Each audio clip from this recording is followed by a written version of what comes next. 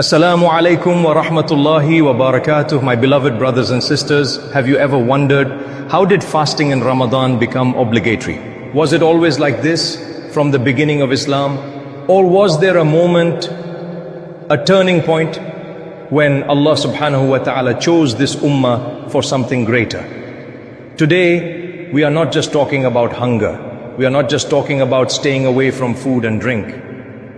We are talking about a divine command that transformed hearts, built discipline, purified souls, and distinguished this ummah until the day of judgment. But to understand Ramadan, we must go back to Medina, back to a time when the Muslims were still being shaped, still being trained, still being prepared.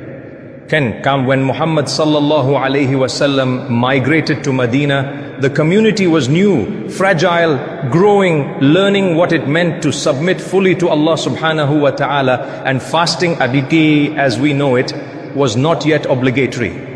Yes, you heard that right. In the early days, fasting existed, but not in the way we practice Ramadan today. There was a voluntary fast, there was fasting on the day of Ashura, and the Prophet Muhammad sallallahu alaihi wasallam encouraged it. It was virtuous, it was rewarded, but it was not yet compulsory. Why? Because Allah subhanahu wa ta'ala trains the hearts before He burdens them. He builds foundations before He raises walls. He prepares souls before He assigns responsibilities. This is something we forget. We want instant transformation. We want overnight taqwa. We want immediate consistency. But Allah subhanahu wa ta'ala develops you in stages, just like He developed the first believers. Then came the moment, a revelation that would permanently change the spiritual identity of this ummah. Allah subhanahu wa ta'ala revealed, in meaning, Ya ayyuhalladhina amanu kutiba alaykumu Shyamu kama kutiba ala alladhina min qablikum la'allakum tattaqun. O you who believe, fasting has been prescribed upon you as it was prescribed upon those before you, so that you may attain taqwa. Do you see it? The goal was never starvation. The goal was never exhaustion. The goal was taqwa. Not weight loss, not culture, not routine, taqwa. And what is taqwa? It is that awareness of Allah subhanahu wa ta'ala when no one else is watching. It is saying no to what is halal, food, drink, so that you can learn to say no to what is haram. It is disciplining the body so the soul can rise. And notice something powerful in the verse. Kama kutiba ala alladhina min qablikum. It was prescribed upon those before you. Fasting was not new. The previous nations fasted. The followers of Musa alayhi salam fasted. The followers of Isa alayhi salam fasted. But this ummah was given something unique, an entire month, structured, communal, mercy-filled, forgiveness-filled, salvation-filled. If this reminder touched your heart, subscribe, comment where you're watching from. I will make dua for you. Share this with someone who needs to remember why Ramadan was made obligatory. Because someone out there is fasting with their body, but starving spiritually.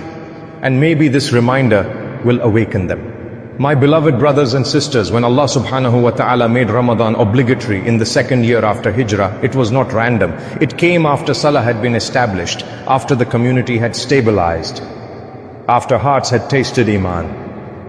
Because fasting is not just an action, it is a mirror. It exposes your impatience. It exposes your anger. It exposes your distractions. But it also exposes your strength. And here is something many people don't know. At first, even after fasting became obligatory, there were stages in how it was practiced. There were concessions, adjustments, ease. Because Allah subhanahu wa ta'ala says in meaning, Yuridu Allahu bikum wal yusra wa la yuridu bikum wal usra. Allah intends ease for you and does not intend hardship for you. Do you see the mercy? Ramadan was never meant to break you. It was meant to build you, not to crush you, to elevate you. But here is the real question. If Ramadan was designed to produce taqwa, why do we leave it unchanged? Why do we return to the same sins? Why does our discipline disappear on Eid night? Let's go deeper. Because the story of obligation is not just history, it is a message for you right now. When fasting was made obligatory, it was a test of submission, not convenience, not comfort, submission. The believers did not ask, is this too hard? They asked, how do we obey? There is a difference. And that difference is the difference between a heart that negotiates and a heart that surrenders. Imagine the scene. The companions, radiallahu anhum, heard the command. Long summer days in Medina. Heat, thirst, hunger. Yet no hesitation. Why? Because their relationship with Allah subhanahu wa ta'ala was already strong. Ramadan did not create their iman. It refined it. And that is what we misunderstand. We think Ramadan will magically fix us. But Ramadan amplifies who you already are. If you are distracted, it exposes it. If you are sincere, it multiplies it. If you are struggling, it strengthens you. My dear brother, Ramadan was never about performance. It was about purification. The Prophet Muhammad sallallahu alaihi wasallam taught us, but in meaning that whoever fasts Ramadan with faith and seeking reward, their previous sins are forgiven with faith. Seeking reward, not cultural fasting, not social fasting, conscious fasting. Let me ask you something. When you fast, who are you thinking about? The clock, the food, the ift, our menu, or Allah subhanahu wa ta'ala? Because fasting is the only act of worship where no one truly knows if you're doing it. You could secretly eat, you could secretly drink. No one would know, but Allah subhanahu wa ta'ala would.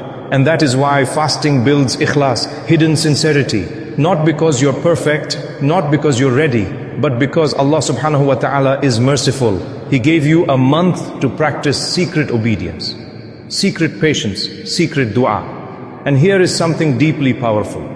The obligation of Ramadan came in the second year after Hijrah. The same year as major battles. The same year the Ummah faced external threats. Do you see the wisdom? Allah subhanahu wa ta'ala was building inner strength before granting outer victory. Because victory does not begin on the battlefield, it begins in the heart. And your battles today, they may not be swords and shields, they are phones, desires, temptations, addictions. Inconsistency. Ramadan is your training ground. But here's the warning. If you treat Ramadan casually, you will leave casually. If you enter distracted, you will exit distracted. If you approach it as ritual, you will leave with a ritual. But if you enter it seeking taqwa, you may leave transformed. My beloved brothers and sisters, the story of how fasting became obligatory is not just history, it is proof. Proof that Allah subhanahu wa ta'ala chose this ummah for discipline, for elevation, for nearness. And if He obligated it, it means you are capable. He would not command what destroys you. He commands what refines you. So the question is not, why was fasting made obligatory? The real question is, now that it is obligatory, what will you do with it? Now pause with me for a moment. Fasting was made obligatory, but what did it actually do to the believers? What changed inside them? Because obligations in Islam are never random. Every command shapes something in you. Every act of worship reforms something within you. Ramadan was not sent to make you hungry. It was sent to make you aware of your weakness, aware of your dependence, aware of your Lord. When you wake up for suhoor, sleepy, tired, choosing obedience over comfort, something shifts. When you lower your gaze even though no one is watching, something shifts. When you swallow your anger while fasting, something shifts. That shift is called taqwa. Allah subhanahu wa ta'ala did not say, so that you become hungry. He said that in meaning, so that you may attain taqwa. Taqwa is not a feeling, it is a state of vigilance. It is remembering Allah subhanahu wa ta'ala before you act. It is fearing displeasing Him more than fearing losing people. And fasting trains that muscle. Let's be honest, outside Ramadan, how often do we struggle to control ourselves? Scrolling endlessly, speaking carelessly, reacting emotionally, delaying salah. But when Ramadan comes, suddenly you can control your tongue. Suddenly you can wake up early. Suddenly you can pray long tarawih. What changed? Did your body change? No. Your focus changed, your intention sharpened, your awareness heightened. And that proves something powerful. You are capable. You are stronger than your habits. You are stronger than your distractions. Not because you're perfect, not because you're disciplined, but because Allah subhanahu wa ta'ala put barakah in obedience. When fasting became obligatory, it separated the serious from the casual, not publicly, internally. Because only Allah subhanahu wa ta'ala truly knows who is fasting sincerely, and that secrecy builds ikhlas, sincerity. Scholars say fasting is unique because it is hidden from people. Salah is visible. The charity can be visible. Hajj is visible. But fasting, it is between you and Allah subhanahu wa ta'ala. And that is why in a sacred narration, Allah subhanahu wa ta'ala mentions in meaning that fasting is for Him and He alone rewards it. Do you feel the honor? Out of all acts of worship, fasting was singled out, chosen, elevated. My beloved brothers and sisters, when Ramadan was made obligatory, it was not a burden added. It was an honor granted, an invitation to rise, an opportunity to reset. But here is the deeper reality. Fasting exposes what you are attached to. Food, comfort, caffeine, control. It reveals how fragile we are. One missed meal and we feel weak, one dry throat and we feel desperate. Now imagine standing before Allah subhanahu wa ta'ala on the day of judgment. No food, no water, no excuses, only your deeds. Ramadan trains you for that day, not to scare you, to prepare you. Because death is not a horror story, it is a meeting. And Ramadan teaches you how to prepare for meetings with Allah subhanahu wa ta'ala. But preparation requires effort, and effort requires discipline. Let's talk about that discipline. Discipline is not built in comfort, it is built in resistance. When fasting became obligatory, it restructured the daily life of the believer. Sleep changed, eating changed, work rhythms changed. Everything revolved around obedience. And that is exactly what Ramadan still does today. It interrupts your autopilot, it shakes your routine, it forces you to be intentional. But here's the danger. If you treat Ramadan as a cultural season instead of a spiritual boot camp, you will miss its purpose. My beloved brothers and sisters, Ramadan is not about staying up all night on your phone and sleeping through Fajr. Ramadan is not about extravagant iftars while neglecting the Quran. Ramadan is not about posting reminders but ignoring your own salah. It is about alignment. Alignment between your heart and your actions. So let's make this practical. If fasting was made obligatory to build taqwa, then your Ramadan must have structure. Start with salah. Guard it. Prioritize it. The 5 daily prayers are not optional add-ons to fasting. They are the foundation. If your fasting improves, but your salah remains weak, something is unbalanced. Then Quran, not 10 juz a day if you can't sustain it. Start small. 1 page, half a page, even 5 minutes daily. Consistency builds transformation. The Prophet Muhammad sallallahu alaihi wasallam taught us in meaning that the most beloved deeds to Allah subhanahu wa ta'ala are those that are consistent even if small. Do you see the pattern? Ramadan was revealed gradually. Fasting was implemented in stages. Transformation is gradual. So stop waiting to be perfect. Start being consistent. Then guard your tongue. What is the point of starving your stomach if you are feeding your ego? What is the point of leaving halal food if you consume haram speech? Backbiting, mockery, lying, complaining. The Prophet Muhammad sallallahu alaihi wasallam warned in meaning that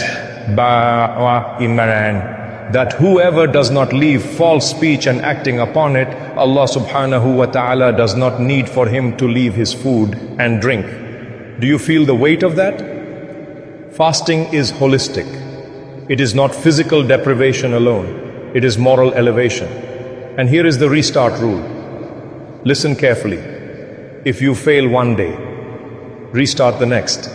If you miss the tahajjud, restart tomorrow night. If you fall into a sin, repent immediately. Do not quit. Do not spiral. Do not say, what's the point? Because shaitan does not mind you sinning. He minds you returning.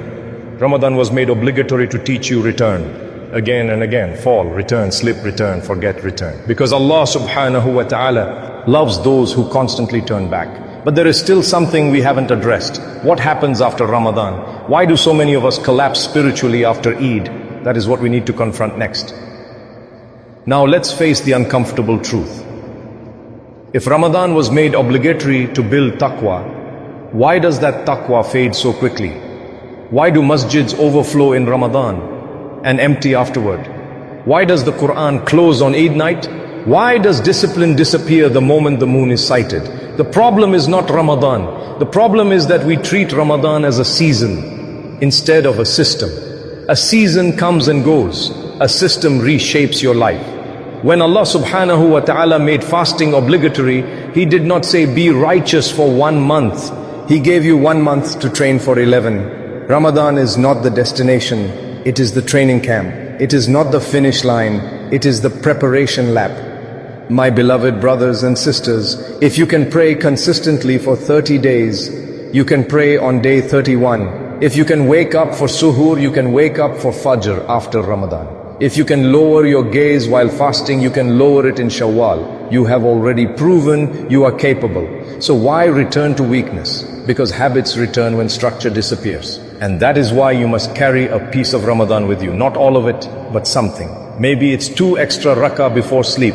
Maybe it's 1 page of the Quran daily. Maybe it's fasting on Monday. Small, consistent, protected. The Prophet Muhammad sallallahu alaihi wasallam taught us, in meaning this, that the most beloved deeds to Allah subhanahu wa ta'ala are those that are consistent, even if small. So don't aim for dramatic, aim for durability. Let's talk about the don't list. Don't let Eid become a spiritual collapse. Don't binge on what you restrain from without gratitude. Don't abandon the masjid entirely. Don't say Ramadan is over, as if Allah subhanahu wa ta'ala is only present in Ramadan. Allah subhanahu wa ta'ala is Rabb of Ramadan, and He is Rabb of every month. Not because you were good for 30 days, not because you finished the Quran, but because Allah subhanahu wa ta'ala is merciful. If you slip after Ramadan, restart. If your energy drops, restart. If you feel distant, restart. Do not wait for next Ramadan to fix yourself. Your door to Allah subhanahu wa ta'ala is open today. And remember something heavy but necessary. One day there will be a Ramadan that you do not reach. One day the adhan of Maghrib will break someone else's fast, not yours. One day people will say they used to fast with us. That reality is not meant to depress you. It is meant to wake you. Ramadan is not guaranteed. Time is not guaranteed. But repentance is available right now. My beloved brothers and sisters, the untold story of Ramadan is not just that fasting was made obligatory. The untold story is that you were considered worthy of it. Allah subhanahu wa ta'ala chose this ummah. Choose you. Choose your heart to carry this command. And every time Ramadan comes, it is an invitation. Return. Not because you're perfect, not because you're ready, but because Allah subhanahu wa ta'ala is merciful. So let us end with dua. Raise your hands. Even if you're listening alone, say Ameen from your heart. Allahumma ya muqallib al-qulub, thabbit qulubana ala dinik. O Allah, turner of hearts, keep our hearts firm upon your religion. Allahumma a'inna ala siyam Ramadan wa qiyamih. O Allah, help us to fast Ramadan and stand in prayer during it with sincerity. Allahumma ij'al siyamana siyama man sama imanan wa ihtisaban. O Allah, make our fasting the fasting of those who fast with faith and seeking reward. Allahu. مَلَا تَجَلْنَا مِمَّنْ يَخْرُجُ مِنْ رَمَضَانَ كَمَا دَخَلَ. O Allah, do not let us leave Ramadan the same way we entered it. Allahumma igfir lana dhunubana ma taqaddama minha wa ma ta'akhkhar. O Allah, forgive our sins, past and future. Allahumma ij'alna min al-muttaqeen. O Allah, make us among the people of Taqwa. Allahumma balighna Ramadan marra ukhra wa nahnu fi ahsan hal. O Allah, allow us to reach another Ramadan in a better state than this one. Ameen. If this reminder touched your heart, subscribe. Comment where you're watching from. I will make dua for you. Share this with